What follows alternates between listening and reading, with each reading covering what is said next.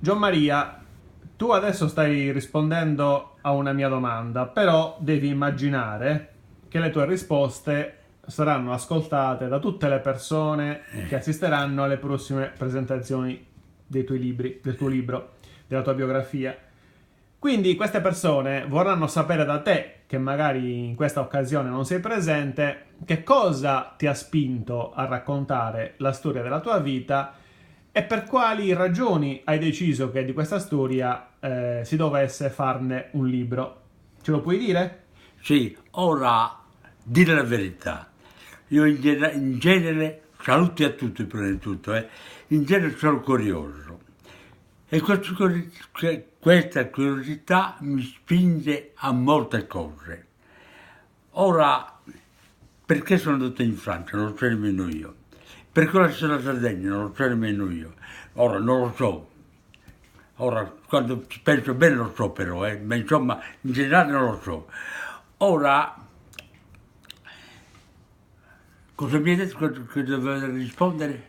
Io voglio sapere da te, ma Eh, tutti vorranno sapere da te, per quale motivo hai stabilito che della tua storia bisognasse farne un libro? Perché hai voluto che la tua vita diventasse una biografia?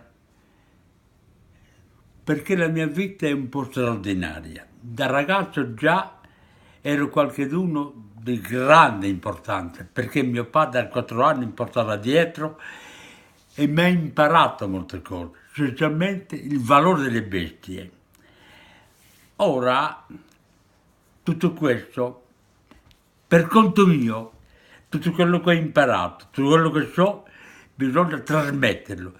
E la mia idea più forte è quella di sapere quello che ho fatto, quello che sono e quello che deve essere un uomo, come si deve. Perché io mi chiamo io, sai perché? Perché io ho tutte le responsabilità che devi prendere, il male, il bene, il cattivo, il brutto.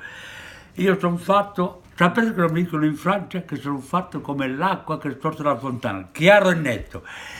Ora, questo chiaro e netto, alle volte costa caro, però sono pronto a affrontarlo, perché l'onestà è qualcosa che ha un valore enorme, che non c'è soldi che può pagarla. Senti un po', Ecco, rispondi a questa domanda. Secondo te, perché uno dovrebbe leggere il tuo libro? A chi lo consiglieresti? a tutti. Ecco, quali lezioni se ne possono trarre? Ora, il mio libro cosa c'è? Io, per conto mio, ho avuto molta fortuna, però quando ho potuto capire, quella fortuna bisogna acquistarla. Ecco, io questa fortuna che ho avuto ne volevo fare approfittare anche quelli che non hanno fortuna, perché la fortuna, come diceva mia mamma, la fortuna corre più che un cavallo. E questa fortuna per conto mio è venuta così senza saperlo nemmeno, però là mi ha aiutato molto anche economicamente più che altro. E poi mi ha fatto capire cos'è il brutto e il cattivo della vita. Perché ora nell'estero si soffre molto, ma si impara molto pure. E ora per dirvi il vero, la Sardegna, per conoscere la Sardegna bisogna fare l'estero, se no un sardo non sa cos'è la Sardegna, non lo sa e non saprà mai, perché all'estero trovate tutte le razze, tutti i sentimenti, tutte le idee e tutte hanno il suo valore, brutto o cattivo, buono o cattivo via quella.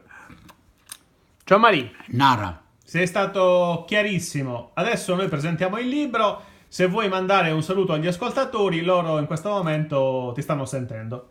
Ecco, io quello che faccio, vi auguro tutto il bene che desiderate, però è parole, il bene si lavora poi, si acquista pure, e in più dove si acquista nell'onestà, perché l'onestà e la dignità non c'è soldi di pagarli.